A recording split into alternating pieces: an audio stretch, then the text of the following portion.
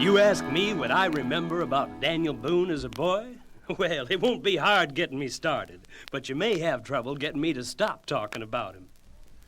Of all us boys growing up in the Allegheny frontier, Daniel was the one you'd notice first. He was lean and strong even as a youngster, and unusually sure-handed with tools and guns. None of us got much schooling in those days. Remember, I'm talking about way back in the 1740s. But there was still a lot to learn. The littlest children were taught to shoot a gun, and if you missed too often, you got a licking. I don't reckon Daniel ever got licked for missing a shot. He had a real passion for hunting, a passion that was to last him all his life. But shooting wasn't all we had to learn in those days. People lived in log houses then, and before you built your house, you had to clear a place for it in the forest. And Daniel was as handy with an axe as he was with a rifle. We were on the edge of the Indian country, and we never forgot it. We didn't have Indian attacks too often, but once in a while, a stray war party from over the mountain would stage a raid. Even the smallest child was taught to be cautious in the woods. Daniel was always the first to know if an unknown sound was a squirrel, trees rustling, or a hidden savage who might mean danger. Though friendly Indians occasionally visited the settlement, there was always a threat of hostile ones. And these hostile Indians had been known to creep near peaceful communities and kill or carry away children while the kids were out looking for stray cattle. Do you remember the cabin Daniel built all by himself when he was still just a lad? I sure do. He used to go out there in the woods and stay alone for weeks. Seemed lonely to some of us, but not Daniel.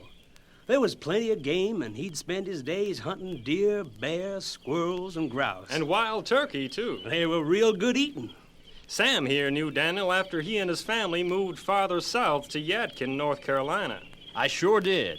Daniel was about 15 then. And besides being a fine hunter, he was a good farmer. I was to his wedding, too. Of course, that was some years later. But what a cabin raising that was.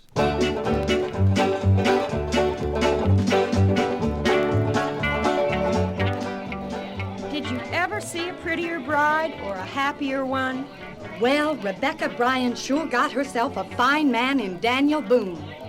I don't wonder that folks come from miles around for a wedding like this one. Yeah, lady, just look at that feast. Why, there's beef, pork, fowls, venison, and all kinds. And wild turkey, bear meat, potatoes, cabbages, and cornbread? No one's gonna go home hungry from this wedding. Well, all that square dancing sure builds up an appetite. You gonna stay around, Sam, to help the young folks build their cabin back in the woods? Yeah, sure am. Everybody'll lend a hand. Just like Daniel to want his place to be further back toward the mountain. Just seems like that young fella always wants lots of space around him. That's the way I remember Daniel, too. He was always a man to need plenty of elbow room. That's probably why some years later, he had John Finley as a guest for a couple of months in his cabin. Becky, I want you to stay around the fire some tonight with the men to listen to some of John's stories. Daniel, has he really been to all those places? Beyond the Cumberland Mountains? Yes, and he says it's rich country with wonderful soil and game everywhere. You know how scarce the game is getting around here now. The Yadkin Valley is getting too crowded with settlers for me, Becky.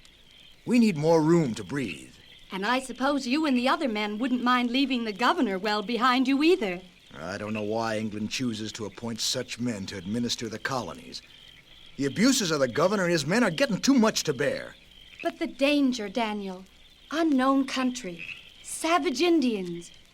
Would you really consider leaving this farm and taking me and the children to live in such a wilderness? Only after I'd seen it for myself, Becky. 5 of us men are talking about forming a party to explore this new land and see how great the risks are, and if it really has possibilities for a settlement. We can hunt and trap, and the pelts will pay us for our time and trouble. The boys are old enough now to do the chores while I'm gone. Yeah, come listen to John Finley, Becky. Then make up your mind. I'll listen to John Finley, Daniel, but I don't need that to make up my mind. You're a good man, Daniel Boone. I know you want only what's best for us, and I trust you. Thank you, Becky. All a man needs to be happy is a good gun, a good horse, And a good wife. Oh, Daniel.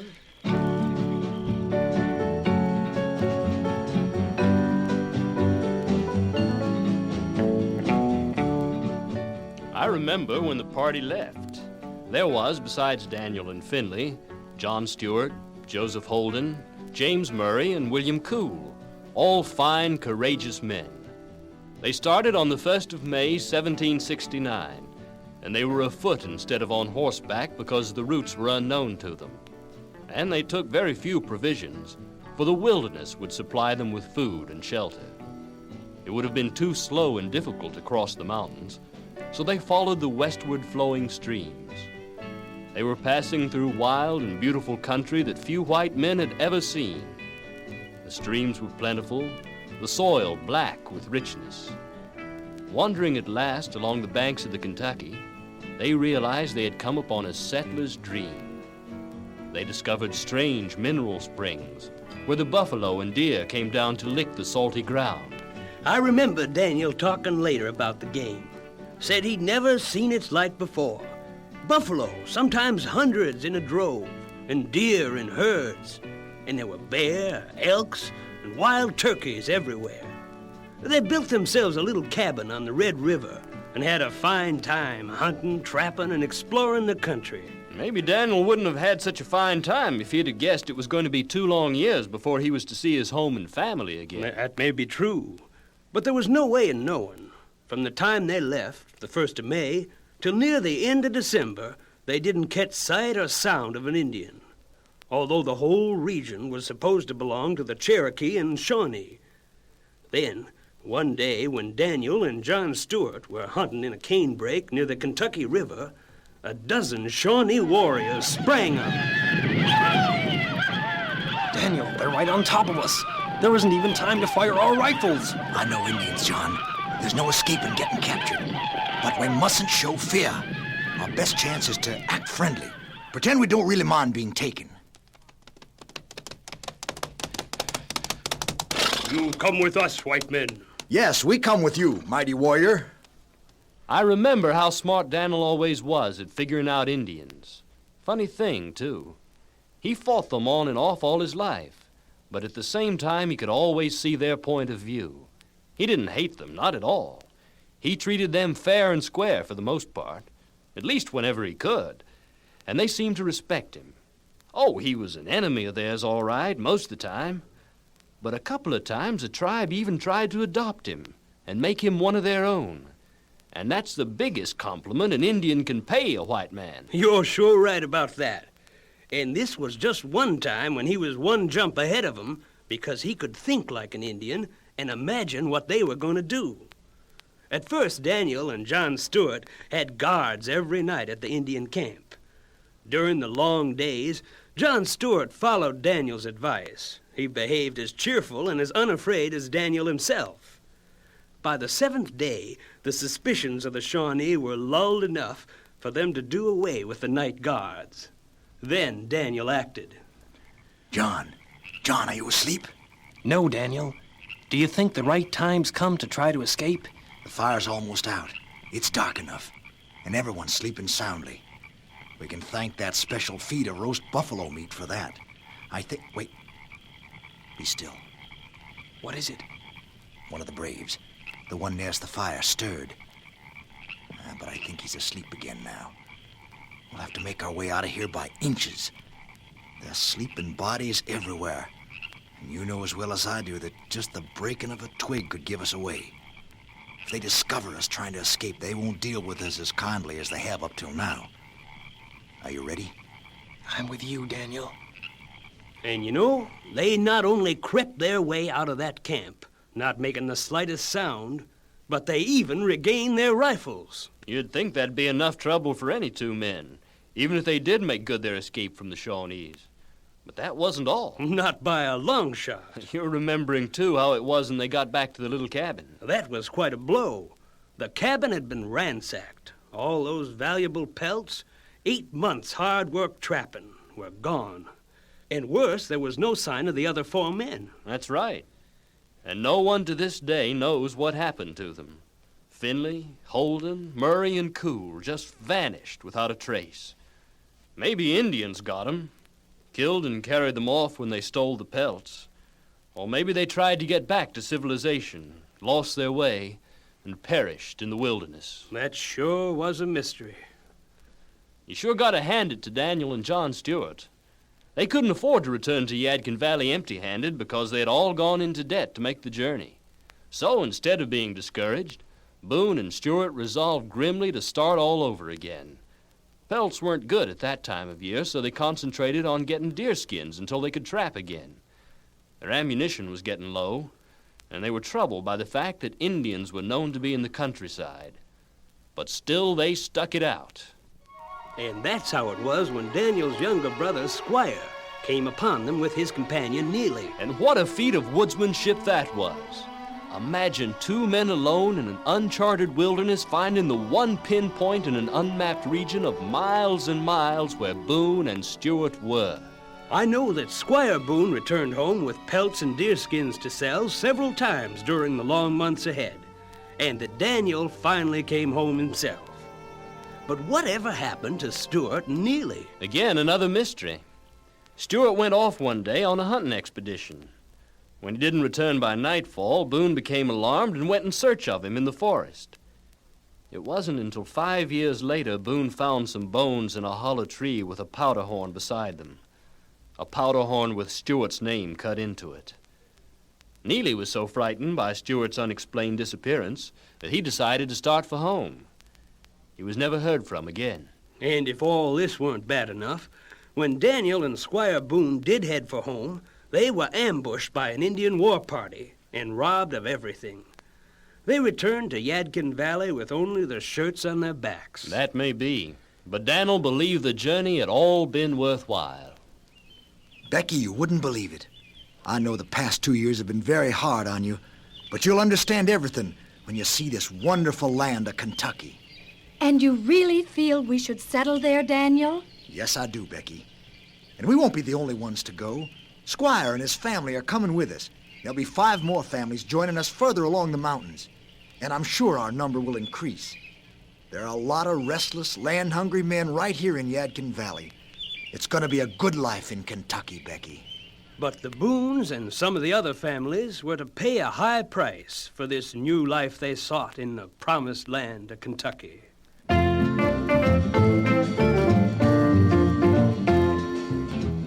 I was part of that expedition, and I remember well what happened.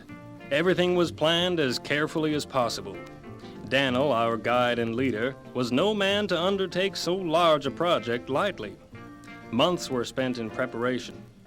Still, in those days, this was 3 years before the start of the Revolutionary War, there were so many unknown factors no one could foresee. We had with us everything we'd need to start a permanent settlement.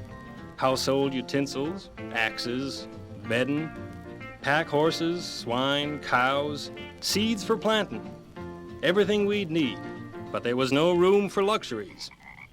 We camped one night on the trail to await the arrival of a group of 40 men who were to join us. They were leaving their families behind until the settlement was better established. Boone sent his eldest son, James, who was about 16, to get some flour and farming tools and to tell a part of the joining party where we were. The boy took 2 men and some pack horses with him. Oh, Daniel! Our Jamie gone forever. We'll never see him again. Oh. How did it happen? Hush, dear. It's no good weeping. We must remember ours isn't the only family tonight who's lost a loved one. But they were on their way back. So near. Oh, why did they camp for the night when they were only 3 miles away from us? How many were there? 2 from this camp. And Jamie, of course. And 6 men from the other side of the mountain. They must have lost their way and not known they were so near us. At daybreak, a Shawnee war party came upon them. Only 2 of the men were able to escape. If it's any consolation, dear, Jamie and the rest must have been killed on the spot. Perhaps without even quite knowing what was happening. Daniel, I've heard some of the women say their men are talking about turning back. They're frightened now.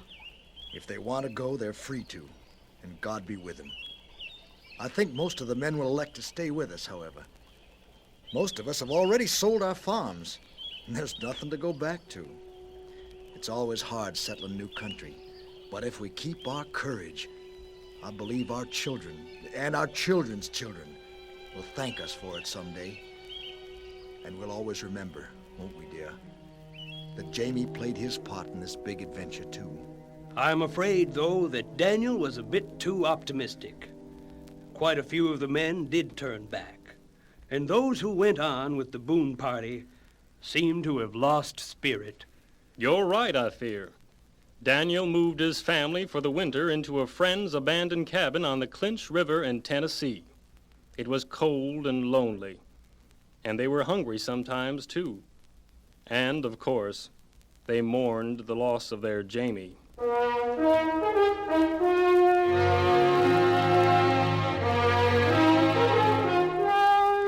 Daniel's dream of a real settlement in Kentucky was still a long ways off. The Clinch River in Tennessee was as close as they could come for the time being. And that wasn't the worst of it. The news of the Indians' massacre of James and his party had spread. Settlers and would-be settlers were filled with anger and thoughts of revenge. On the other side of the mountain, the Indians were also talking of vengeance. White men were found killed in their cornfields without warning. That went both ways, don't forget. Many young braves were senselessly struck down, too. You're right. And things got worse when 3 stupid, vicious white traders murdered some Indians in cold blood. And the Indians who were killed had no reason to know they weren't safe. They were being entertained by the traders at the time. That's what changed Chief Logan, the powerful Mingo leader. The Indians who were killed were relatives of his. Up until then, Chief Logan had been a champion of peace. Now hate filled his heart. He dug up the war hatchet he had just buried, lifted it above his head, and took a solemn oath. I, Chief Logan, leader of the mighty Mingo, swear that nothing and no one can stop me until I have killed 10 white people for every member of my family so treacherously murdered. The Mingos weren't the only red men anxious for war with the whites. The Cherokees and Shawnees were carrying war pipes from Indian village to Indian village, painting their faces and bodies, droning chants, doing their traditional dances, and preparing for a bitter fight. But the colonists were making their own preparations. Every boy and man capable of carrying a gun was called into the militia. Forts were built in frontier valleys. Scouts were sent out to locate Indian forces and report on their activities.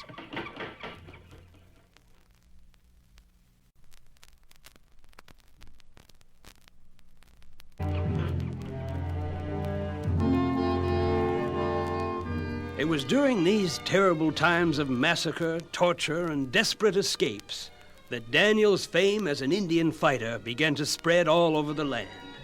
He was appointed a lieutenant, later captain, to lead a group of men in protecting the widely scattered forts and settlements along the border. He was so successful at routing Indian war parties that he is held greatly responsible for driving the Cherokees far down the Tennessee. Isn't it strange that the man who fought the Cherokee so valiantly and had such a hand in defeating them should only a short time later be sitting with the Cherokee chiefs in a big powwow? Perhaps not so strange. Although he was a formidable enemy, he often won the respect of his Indian adversaries. We sit now, O brother, by the council fire. We chiefs and leaders, 1,200 strong, have agreed to listen to what you have to say. It is time now you speak of what you have in your hearts. As you know, my Indian brothers, I have long planned and dreamed of a settlement of white men in Kentucky. But I have not had the money to buy the necessary provisions and supplies needed to build such a settlement. And then there's the question of the rights to the land. This must be settled. The red man and the white man must live once again in peace together. I have brought with me to this powwow Mr. Richard Henderson and some of his colleagues of North Carolina. Mr. Henderson will tell you of the Transylvania Company. He will explain to you what his new company wants to do. O great Conestoga, little Carpenter, Dragging Canoe, and all you mighty chiefs of the great Cherokee people, my men and I are honored to be among you at this sacred council fire. We know that only one man, a man whom both you and we honor, Daniel Boone, could have arranged such a meeting. We represent a new company, the Transylvania Company, which will make possible opening up your country so settlers may come to farm. We are speaking of peaceful settlers who will bring no harm to your people. We do not seek to take anything away from you unlawfully. We do not propose to operate as some have in the past, taking from the Cherokee what is rightfully his, without payment of any kind. If you will let us have your tribal hunting grounds, we will pay you $50,000 worth of guns, utensils, cloth, clothing, and ornaments. I do not have to tell you that these are materials you need, and you have difficulty finding the money to buy. What we are suggesting is a bargain which will benefit both the white man and the red man, who we hope will live from this day forth as brothers. The 1,200 chiefs sat in their paint, eagle feathers, and white buffalo robes. There was silence. Then they began to deliberate among themselves. Questions were put to Boone and Henderson from time to time. Then more deliberation. Finally, Little Carpenter and some of the other chiefs persuaded the majority to sign away their hunting grounds, in spite of the anger of Dragging Canoe, who fiercely denounced their action as grievous folly. When all the feasting and ceremony had ended, and the bargain had been agreed upon, Dragging Canoe came up behind Boone and whispered in his ear, Brother, it is good land we have sold you, but you will find it hard to hold. When Dragging Canoe warned that a dark cloud hung over the land, he spoke with a prophet's tongue. Few red men listened to him, however, and fewer whites.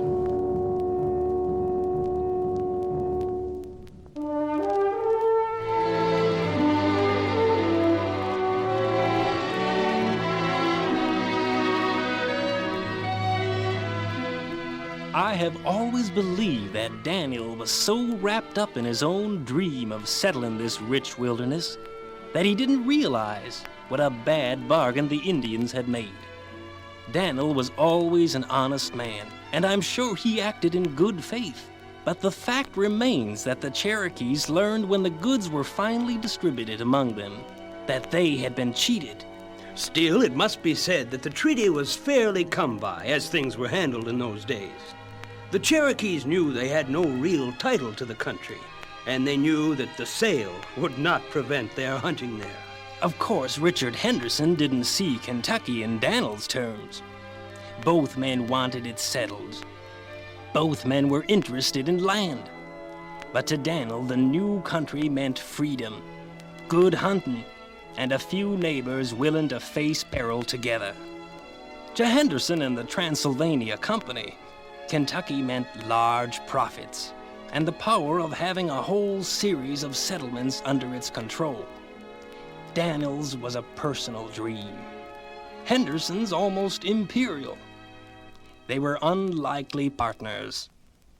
Immediately, Henderson put Boone in charge of a party to cut a route through to the new possessions. And that was the start of the famous Wilderness Road, which was used for many years afterwards by pioneers heading west. And what a job they did under Daniel's watchful direction.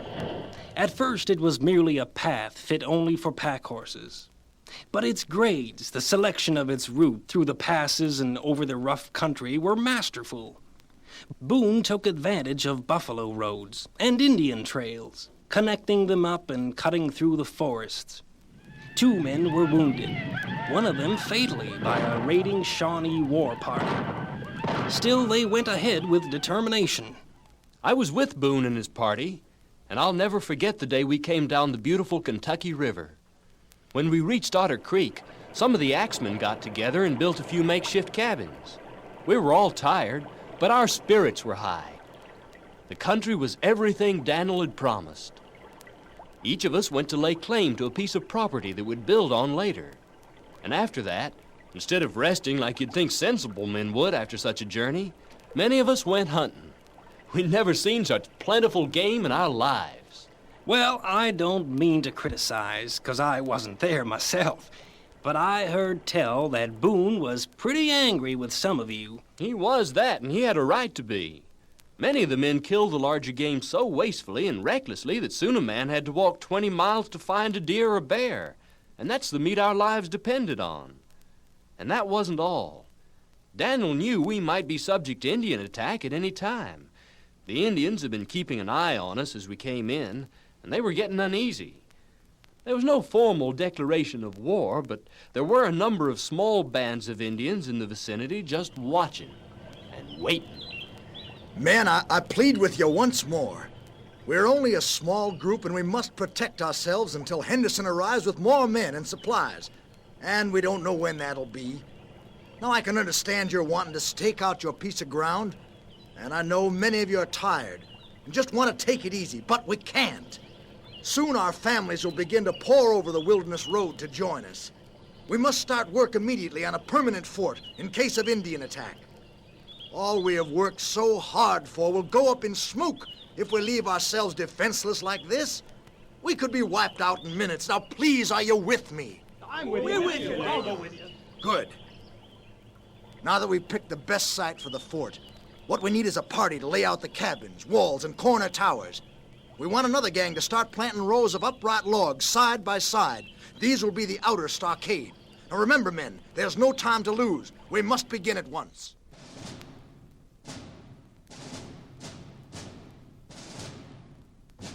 While you pioneers were building your fort in the settlement that was to be known as Boonesboro, a lot was happening the other side of the mountain. It was then 1775, remember? And the American Revolution was approaching at a gallop. Well, we were playing our part in the development of the country, too, you know. With all our families arriving, you can say we really started the westward movement. And Boonesboro wasn't the only settlement for long. But even the folks in the other settlements knew Daniel, and he knew lots of them. He said their courage was mighty, and their characters as strong as hickory. Some of them became national heroes, too, like Daniel. You've heard of the famous scout and Indian fighter, Simon Kenton, haven't you? I sure have. Why, one time when the Shawnees were attacking Boonesboro, and they were right fond of doing that, Kenton and Daniel got ambushed. Daniel fell to the ground, his ankle shattered by a bullet. And just when the Indians... I know that story, too. Just when a warrior was about to tomahawk Daniel, Kenton shot him. And fought off a whole pack of savages. Then he made a dash for the fort, carrying Daniel on his back. That's the way the story goes, all right. What do you mean that's the way the story goes? It happened just that way. I know, 'cause I was there. But Daniel wasn't always that lucky, though, when it came to Indians, I mean. I remember that time he was captured by the Shawnee. He was ambushed, wasn't he? By part of a war party under Chief Blackfish. Funny thing was the Shawnee were on their way to make a surprise attack on Boonesboro. That sly old fox talked Chief Blackfish into leaving Boonesboro alone until the spring. And what's even more remarkable, he convinced the Indians they ought to spare his life and the lives of his men. Yes, but in exchange he had to agree that he and the men would go along with them as their prisoners.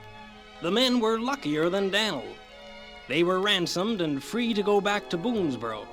But in spite of the large ransom that was offered for Boone, Blackfish insisted Daniel was his personal property and was not for sale. Look lively. Someone's approaching the fort. Can't see too well yet, but it looks like whoever he is, he's alone. Doesn't look like an Indian from here, but we best be careful. Could be some kind of trap.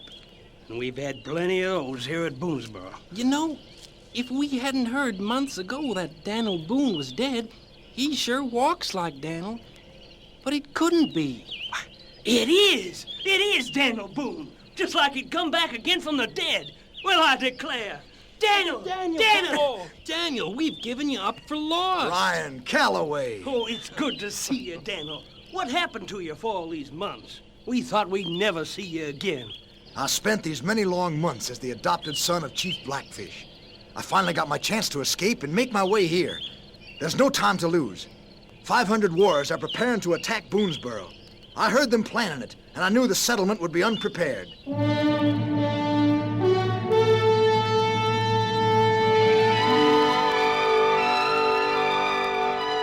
The news of the coming Indian raid roused all us settlers to action.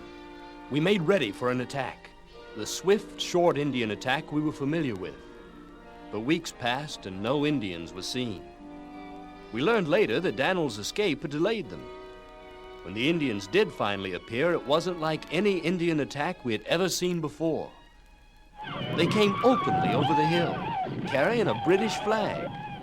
The Indians and the British had become allies by this time. One of the braves advanced on the fort waving a white banner and asking for Daniel. Remember, white brother Daniel Boone, we spared your life, and we let you persuade us to cease in our attack on Boonesboro, but only till the spring.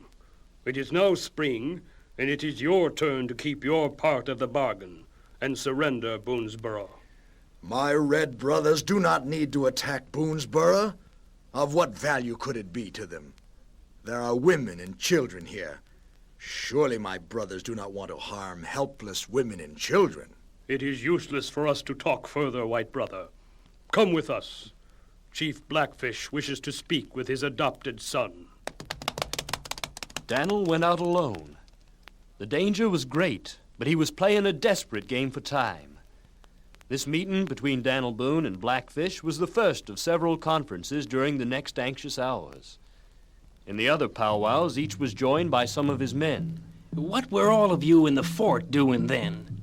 Wouldn't you rather have fought than give in to Blackfish's terms? Yes, we sure would rather fight, after what we had gone through to build the settlement. While Blackfish promised us if we surrendered we'd be allowed to go in peace to the British headquarters in Detroit, we didn't feel we could trust him. Luckily, the Shawnee didn't know how badly outnumbered we were. At least 6 Indians to every white man. Now I remember. How was it you were able to fool the Indians into believing there were more of you? You know what we did? We had all the women in the stockade dress up as men.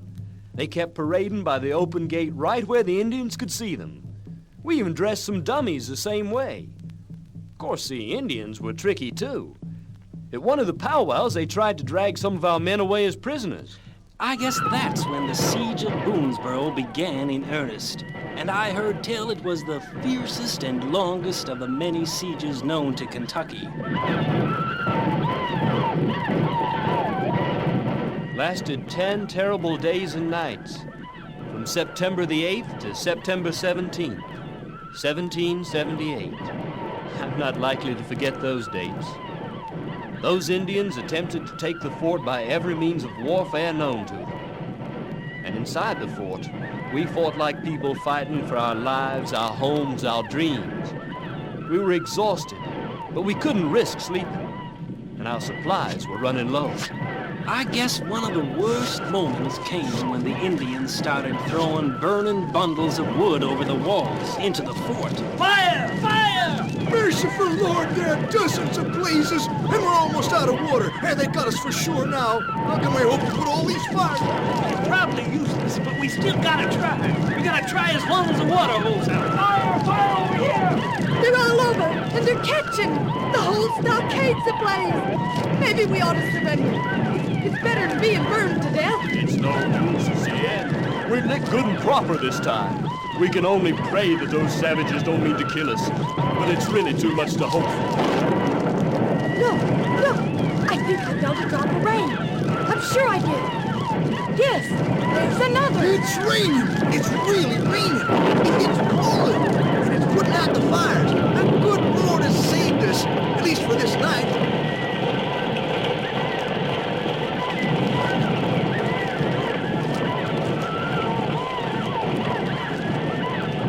Still, the battle waged for a few more days. Then, one morning, there was silence. We couldn't believe it. The Indians had stopped firing. Daniel took a couple of scouts out of the fort. They came back with the report that the Indians had been digging a tunnel to come right in the middle of the fort. But the merciful rain had not only put out the fires, it had softened the ground so much that the tunnel caved in. And that was too much for the Indians. Yep, they quit in disgust during the night. Now it was morning, and there wasn't an Indian to be seen anywhere. Boonesboro had been spared.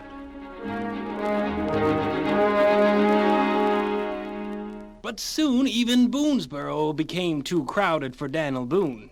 Always in search of elbow room and new worlds to conquer, he moved his family to a more remote part of Kentucky, and later all the way west to Missouri. Even as an old man, and he lived to be 86, Daniel Boone was still pursuing his dream of expanding frontiers, a dream that nourished him all his life. And that was the great legacy Daniel Boone left to America.